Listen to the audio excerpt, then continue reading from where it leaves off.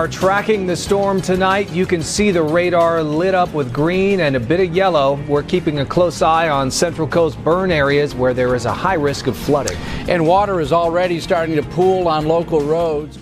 Go ahead, 915. Got a bright orange glow, some kind of big fireball. South Coast speed advice. We have a river flowing down San Ysidro Road, completely unpassable.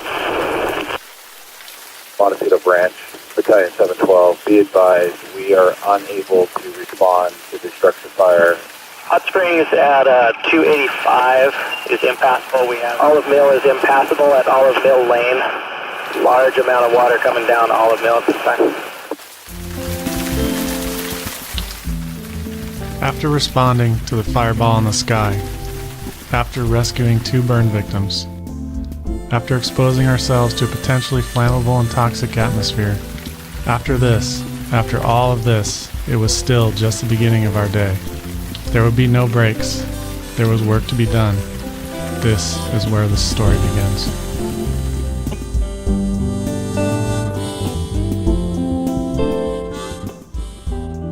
Weather forecasts continued to indicate significant precipitation heading towards the Thomas burn area, and although it seemed delayed, it came with ferocity. The radio was constant with chatter and victims started to flow into the station.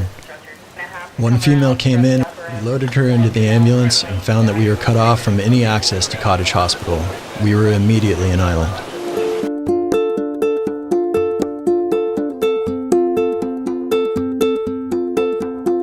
There was no power, so we used ladders to climb over the gate and found our first debris flow victim, standing in the rain, covered from head to toe in mud. Not an inch of her body wasn't brown and wet. All I could see was the whites of her eyes.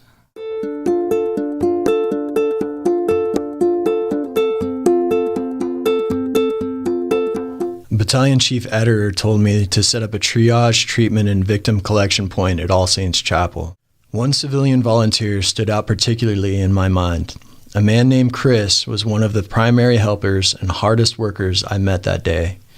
He helped move heavy generators to strategic areas, cleaned up areas for more patients to be treated, cleaned up soiled linens from where we had treated others, constantly cleaned mud and debris out of the church, made hot food and soup on a gas stove. I asked Chris if he would be able to make it to his home in his vehicle or if he needed help getting there. He then explained to me that he was homeless and lived in that van. As soon as he was out of sight, I was in tears. I couldn't believe what a selfless person that man is. Our world was going to hell in a handbasket, and this man thought only of others.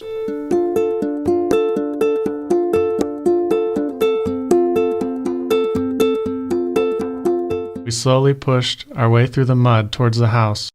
The only way to move was to slide or shuffle our feet through the mud. As we moved and kept our mission in the forefront of our minds, our senses were being bombarded and tested. Mental and physical exhaustion had set in. The sheer scope and devastation of the event was still surreal. The thumping of helicopter rotors and scream of turbine engines invaded our minds. We had to stay sharp, stay focused, head on a swivel, situationally aware.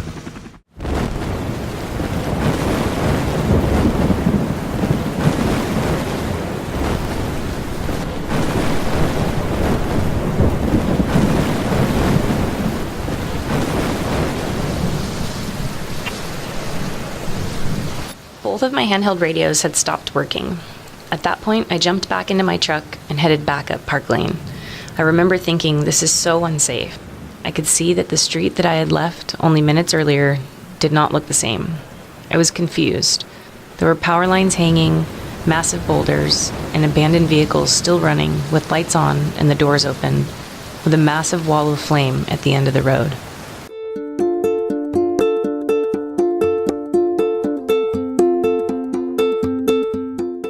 Firefighter Bob Galbraith called me on the radio and said that he and firefighter Arnold had found 2 burn victims in the first home they went to. She didn't have any clothes on, and her husband was holding Sammy, their dog, that they had jumped out of a window in their home to avoid the fire and that her nightgown had ripped off. She was shivering and said she was in pain. I pulled my shirt and sweatshirt off and put my sweatshirt on his wife. I pulled my rain pants off and put them on her. I turned the heater on in my truck and I told him I'd be right back. I called Branch on his cell phone and told him that I didn't think the patients were going to make it if we didn't get them out quickly. I told Terry that I was going to put her on my back and that everything was going to be okay. I carried her to the helicopter and handed her over to the Coast Guard. Her husband got in with Sammy and they flew away.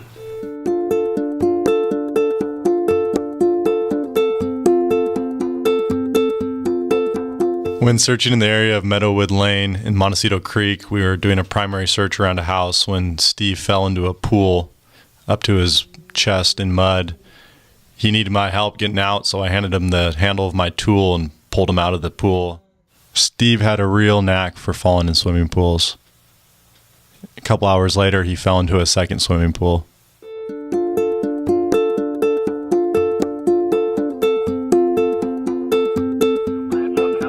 We helped an elderly couple in their 70s or 80s escape through their bedroom window.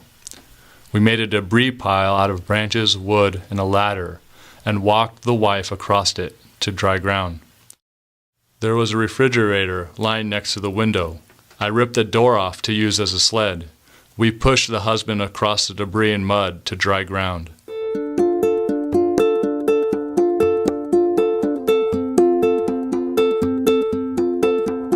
In our world, we see things no one should see.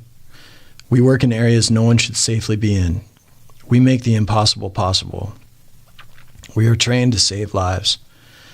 What a strange feeling to know that the people we find after a certain period of time cannot be saved. I was glad to have found someone to be able to bring closure to that family, but so upset to not be able to save them, to not be able to resuscitate them.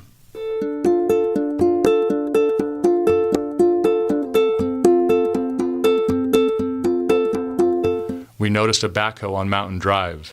Ed suggested we use it. I knew barely enough to start and operate the machine. We cleared the roads in Riven Rock and eventually made our way to Bonnymead. I stayed in the backhoe the rest of the day and evening, trying to make access to different areas of the district.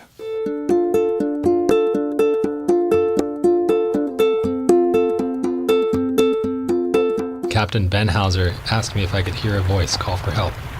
We could hardly talk to each other because of the loud roar coming from Montecito Creek. At first, I didn't hear a voice. Then I did, and I told him that it was from a house about 75 yards away. Ben said, "No, it's coming from a large debris pile." I humored him and put my ear up to the pile. Sure enough, I could hear Lauren's voice. I reached for a twig, and as I pulled it out, I could hear Lauren say, "Ouch!" I laughed in disbelief and asked, "What just happened? I only moved a twig." She said, "That's my hair." A few hours later, there was one obstacle remaining, a thick tree branch that was pinning her leg. We cautiously cut it.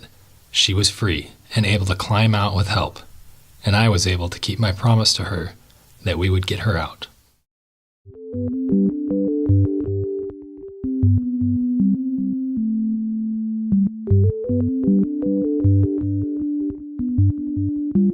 My crew and I went back to Station 2 hoping to sit for a couple minutes and eat some food. Unfortunately, we were not prepared for the next step. What to do when you are head to toe in mud and unknown chemicals and you want inside a clean fire station. Some chose to wait outside and hope food was delivered to them. Others, like me, stripped down to my underwear and went after the food. I sat on the counter with my feet in the sink, trying to spray the nooks and crannies of my toes without much success. Next thing I know, firefighter paramedic Alex Vermond comes and sprays down my feet as if I were at a fancy spa being waited on by staff. The scene made us both laugh.